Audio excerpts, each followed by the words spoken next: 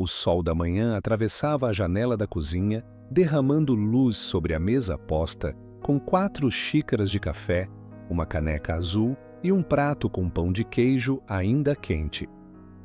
Aline girava distraidamente a colher dentro da sua xícara enquanto escutava as risadas vindas da sala. Era domingo, o único dia em que todos acordavam sem pressa. Seus 3 filhos, Daniel, de 13 anos, Mariana, de 9, e o pequeno Caio, de 5, disputavam o controle da televisão, enquanto Eduardo, seu marido, tentava convencê-los a assistir ao noticiário. Era uma cena comum, repetida 1000 vezes, e ainda assim tão preciosa.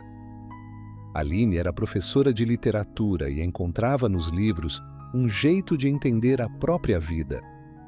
Sempre dizia que cada pessoa era feita de histórias, as que viveu, as que ouviu e as que inventava para suportar as que doíam demais. O amor que sentia pela sua família era tão intenso que, às vezes, doía no peito de tão grande. Aquele domingo seria especial. Iriam visitar os pais de Eduardo no interior, um passeio de 2 horas até a fazenda onde ele cresceu. As crianças adoravam o cheiro de mato, o balanço na varanda, os bolos da avó. O carro já estava carregado de travesseiros, brinquedos e lanches.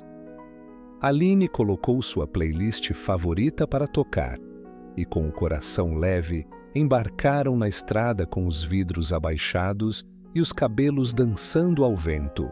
Mas a estrada, que sempre parecia uma linha tranquila, rumo a lembranças felizes, guardava um ponto de virada. No quilômetro 86, a curva era traiçoeira e o motorista do caminhão que vinha na contramão estava há mais de 24 horas sem dormir.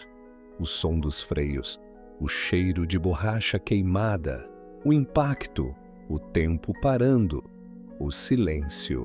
Aline acordou dias depois em um leito branco demais, cercada por vozes sussurradas e olhares que evitavam encontrar o dela.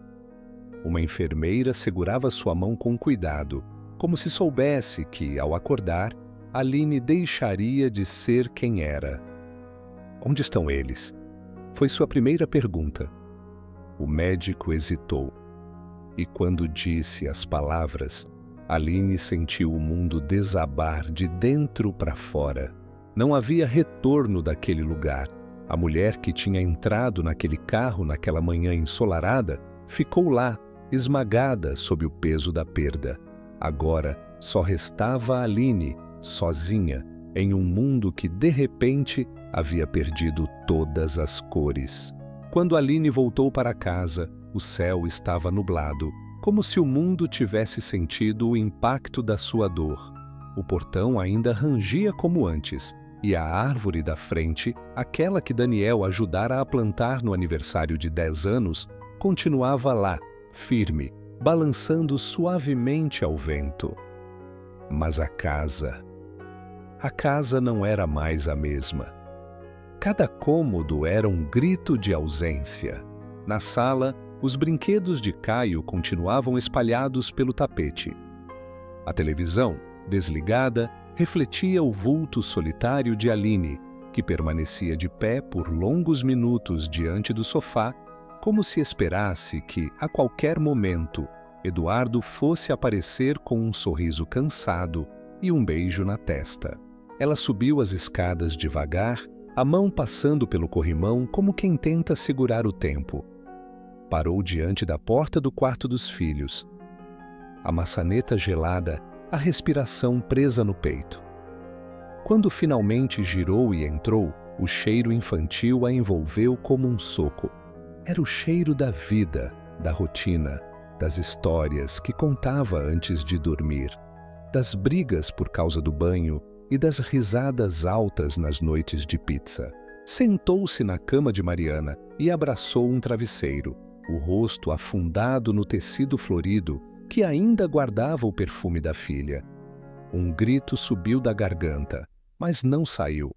Ficou preso, como tudo nela desde o acidente. Era como se a alma tivesse sido esmagada junto com o carro. O que restava agora era uma concha oca tentando sobreviver. Nos dias seguintes, Aline passou a viver no modo automático. Levantava, mas não sabia por quê. Caminhava pela casa como um fantasma. Tentava comer, mas os sabores tinham desaparecido. À noite, abraçava a camisa de Eduardo e chorava até dormir de exaustão. As visitas vieram no início. Familiares, vizinhos, colegas da escola onde trabalhava. Todos com palavras suaves demais, olhares que escorriam por ela como se a dor fosse contagiosa. Ninguém sabia o que dizer e Aline, no fundo, não queria ouvir nada. Ela apenas queria voltar. Voltar para aquela manhã. Voltar para o instante antes do impacto. Voltar para o barulho das crianças brigando na sala. Mas o tempo não volta. O tempo só segue, implacável. Um dia, sentada na varanda com uma xícara nas mãos, ela olhou para a caneca azul, a preferida de Daniel. Era um objeto tão pequeno e ainda assim, naquele momento, pesava mais do que o mundo. Ela a apertou contra o peito e chorou. Não um choro discreto, mas um choro rasgado, bruto, que veio das profundezas de uma dor que não cabia mais no corpo. Foi nesse choro que ela entendeu. Algo dentro dela havia morrido, sim, mas algo também insistia em permanecer. No meio de tanta dor ainda havia memória, ainda havia amor, e talvez, apenas talvez, o amor pudesse ser um fio, frágil e trêmulo, mas ainda assim capaz de guiá-la para fora daquele abismo. O inverno chegou sem que Aline percebesse. As folhas secas cobriam a calçada da casa, o vento assoviava pelas frestas das janelas e o céu parecia sempre carregado. O frio era mais que físico, era o reflexo exato do que se passava dentro dela. Nada aquecia, nem cobertores, nem chá, nem palavras. Mas em meio à rotina de dor, algo mudou. Foi numa manhã nublada, enquanto caminhava sem rumo pelo bairro, que ela passou em frente à escola dos filhos. Era o primeiro dia de aula do semestre e crianças corriam pelo pátio, rindo, gritando, brincando com mochilas novas e laços coloridos. Aline parou na calçada e ficou ali, imóvel, observando. O tempo pareceu parar por instantes. Ela não sabia se chorava pelo que tinha perdido ou pelo que ainda existia no mundo. O movimento, a vida, as possibilidades.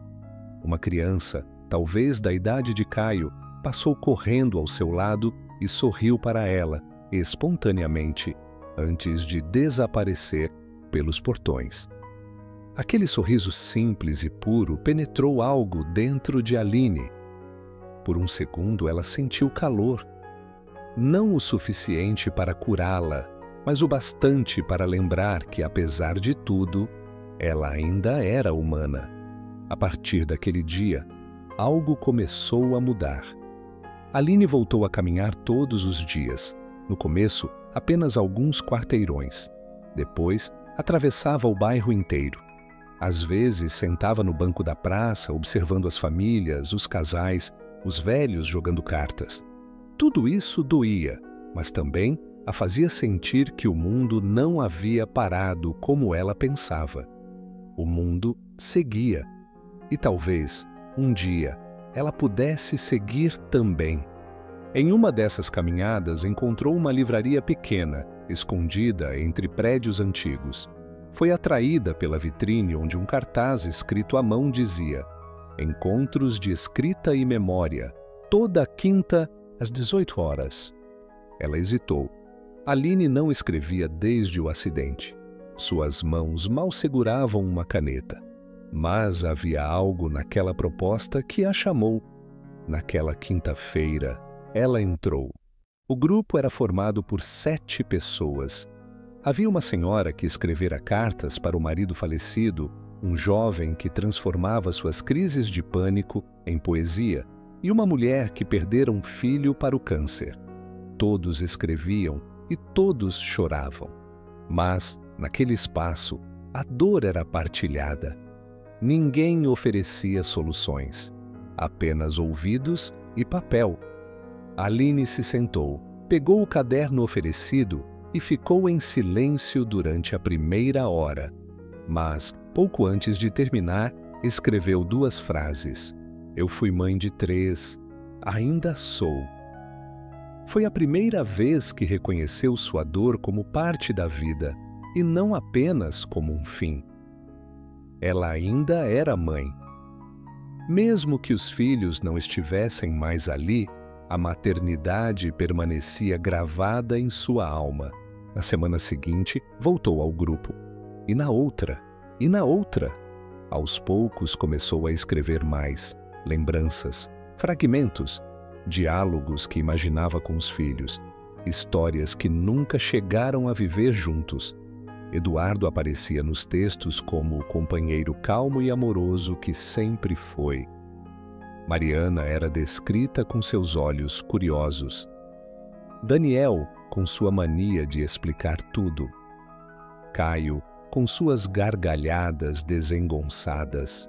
As palavras começaram a preencher a casa antes vazia. Havia páginas sobre a mesa da cozinha, bilhetes colados no espelho do banheiro, poesias rabiscadas em guardanapos. Aline escrevia como quem constrói uma ponte sobre um rio de dor. Cada linha era um passo, uma respiração, um pedido de reencontro com a vida. Não era fácil. Ainda acordava no meio da noite gritando. Ainda chorava ao abrir a porta do quarto das crianças. Mas agora havia propósito. A escrita era o fio que segurava com força. Era onde colocava o amor que não tinha mais para quem entregar diretamente. E mesmo que nada apagasse o que aconteceu, escrever fazia Aline sentir que, de alguma forma, os 4 ainda caminhavam com ela. Passaram-se mais de 8 meses desde o acidente. As estações mudaram, e com elas, Aline também. Não completamente, jamais seria possível, mas o suficiente para enxergar uma fresta de luz em meio às sombras. Ela ainda morava na mesma casa, dormia na mesma cama e caminhava pelas mesmas ruas, mas algo dentro dela havia se reorganizado. A dor ainda estava lá, sim, mas agora dividia espaço com a esperança. Numa tarde morna de primavera, Aline encontrou um envelope na caixa de correio. Era da escola onde dava aulas. O diretor perguntava se ela gostaria de retornar ao trabalho no próximo semestre. Havia uma vaga em aberto, uma turma de 6º ano que precisava de um novo olhar, uma nova escuta. Ela segurou o papel com as mãos trêmulas. O medo veio, junto com a dúvida. Será que conseguiria? Será que suportaria o barulho de crianças, o cheiro de lápis de cor, os cadernos rabiscados? Será que seria capaz de ensinar quando ela mesma ainda aprendia a viver? Durante dias, o envelope ficou sobre a mesa. Aline o olhava, passava por ele, mas não o abria novamente. Até que uma noite, diante do caderno onde vinha escrevendo suas memórias, ela se perguntou: se meus filhos ainda estivessem aqui, o que me diriam? A resposta veio como um sussurro. Vai, mãe, ensina como você nos ensinou a sonhar. No dia seguinte, ligou para a escola e confirmou. Voltaria. A primeira semana foi um turbilhão. A sala parecia pequena demais para conter tantas emoções. As crianças falavam alto, mexiam em tudo, riam de qualquer coisa. E mesmo assim, Aline sentia o coração pulsar de um jeito diferente. Como se, pela primeira vez em meses, ele lembrasse que ainda era capaz de amar. A cada lição de literatura, Aline trazia trechos de livros que falavam de perda, de recomeço, de saudade. Os alunos, ainda tão novos, começavam a entender que as histórias podiam curar. Um dia, uma menina de tranças levantou a mão e perguntou: "Professora, por que a senhora fala tanto de saudade?" A sala ficou em silêncio. Aline respirou fundo. Não era fácil responder, mas não queria mais fugir das verdades. Porque a saudade, quando a gente cuida bem dela, vira ponte, não abismo. Foi nesse dia que percebeu o quanto suas feridas, embora abertas, podiam se transformar em cuidado. Ela não precisava fingir que estava bem. Bastava estar presente, inteira do jeito que conseguia. Nas semanas seguintes, Aline foi convidada para dar uma oficina de escrita emocional para adultos. No começo, hesitou, mas acabou aceitando. Queria compartilhar com outras pessoas o que a escrita fizera por ela. O grupo era variado: viúvas, pais que perderam filhos, pessoas que enfrentaram separações, doenças, lutos. Cada um ali carregava uma história interrompida, mas disposta a recomeçar. Aline não ensinava a esquecer, nem a superar. Ensinava a lembrar com amor, a transformar a dor em palavra, a palavra em luz. Em uma dessas oficinas, conheceu Vera, uma mulher de olhar firme e abraço apertado, que perdera a filha para a leucemia. Elas se tornaram amigas rapidamente. Vera compreendia o silêncio de Aline sem precisar preenchê-lo. Às vezes, as duas caminhavam juntas pela praça, conversando sobre a vida. Outras vezes, apenas andavam lado a lado, ouvindo o som dos próprios passos. Foi Vera quem sugeriu que Aline publicasse seus textos. Disse que suas palavras poderiam alcançar outros corações partidos. A princípio, Aline achou a ideia absurda. Seus escritos eram íntimos demais. Mas à noite, relendo uma de suas poesias sobre Eduardo e os filhos, sentiu algo diferente. Não vergonha, mas orgulho. A dor que escrevera ali era real, sim, mas também era bela. Era amor em sua forma mais crua. Então, começou a selecionar os textos. Reescreveu alguns, manteve outros intactos, como feridas que ainda ardiam. E quando finalizou, deu um nome ao livro: Ainda Sou Mãe. Publicou de forma independente, sem pretensão. Apenas queria que suas palavras encontrassem quem precisasse delas. E encontraram. Cartas começaram a chegar. Pessoas que, como ela, haviam perdido partes inteiras da vida e que se sentiram abraçadas pela escrita de Aline. Gente que dizia: "Achei você num momento em que tudo parecia perdido. Obrigado por me lembrar que ainda é possível respirar." Essas cartas se tornaram combustível. Aline passou a escrever mais, não por obrigação, mas porque agora sabia que cada história contada era uma tentativa de reconstruir o mundo, um fragmento por vez. E assim, entre palavras e silêncios, entre memórias e novos encontros, ela seguia, ainda com dor, mas também com propósito. O sol estava se pondo em tons dourados e laranjas, como se o céu quisesse pintar um quadro só para ela. Aline caminhava lentamente pelo quintal de casa, agora transformado em um pequeno jardim. Cada canto tinha uma planta que contava uma história. Um hibisco para Caio, que adorava brincar de dinossauro no barro. Uma roseira branca para Mariana, que vivia fazendo coroas de flores nos fins de tarde. E um pé de ipê, o preferido de Daniel, plantado com ele nos tempos de escola. Havia também uma figueira para Eduardo. Foi ele quem um dia sonhou em fazer sombra para um balanço ali. Naquela tarde, Aline segurava nas mãos um caderno de capa azul, com as bordas gastas pelo tempo. Era o primeiro que havia preenchido quando começou a escrever depois da perda. Sentou-se no banco, sob o ipê, e ficou ali por alguns minutos, em silêncio, ouvindo o som dos pássaros e das folhas dançando com o vento. Havia algo de sagrado naquele instante. Ela abriu o caderno e começou a ler. A cada linha revivia um pedacinho de tudo que viveu. As manhãs com cheiro de café e risadas, os abraços apertados de Eduardo, os olhos brilhantes dos filhos, as noites de tempestade em que todos dormiam juntos na sala, enrolados em cobertores e histórias inventadas. As lágrimas caíam silenciosas, mas não eram mais como antes. Não vinham de um lugar de desespero, mas de gratidão.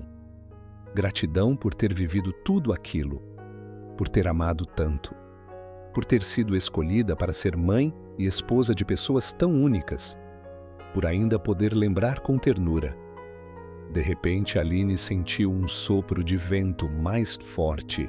Fechou os olhos e, pela primeira vez desde o acidente, teve a sensação de não estar sozinha. Era como se eles estivessem ali, não em carne e osso, mas em presença, em cheiro, em lembrança, em tudo o que ela havia se tornado desde então. Ouviu a risada de Caio em sua mente, o jeito doce de Mariana chamar mamãe, baixinho, o tom engraçado e protetor de Daniel imitando o pai. Sentiu os braços de Eduardo ao redor de seus ombros. Ela sorriu. Um sorriso inteiro. Levantou-se, caminhou até a árvore e enterrou ali uma pequena caixa de madeira envolta em tecido branco. Dentro havia cartas escritas a cada um deles. Cartas com o que não teve tempo de dizer, com tudo o que sentia, com tudo o que aprendeu a viver sem eles, mas por causa deles. Enquanto cobria a caixa com a terra fofa, sussurrou: "Eu prometo viver por nós", não como antes. Não como se tudo estivesse bem, mas de uma forma nova, onde a dor não anula o amor, onde a saudade não paralisa, mas transforma, onde a memória é ponte para seguir em frente. Nos meses seguintes, Aline publicou o segundo livro. Começou a viajar por escolas, bibliotecas, grupos de apoio. Contava sua história não como um testemunho de tragédia, mas como prova de que o amor pode atravessar a morte, que a vida pode florescer até mesmo no solo mais seco. Na última página de cada exemplar, deixava um bilhete. Se você estiver lendo isso é porque sobreviveu a algo que parecia insuportável. Eu te entendo e te digo, não há cura fácil, mas há caminho. Mesmo nos dias sem sol, é possível plantar luz. Com amor, Aline. E assim, dia após dia, palavra após palavra, ela seguiu, carregando a dor, amando no vazio, resistindo no silêncio e fazendo florescer um jardim inteiro, no exato lugar onde tudo parecia ter morrido. Se gostou, inscreva-se no canal.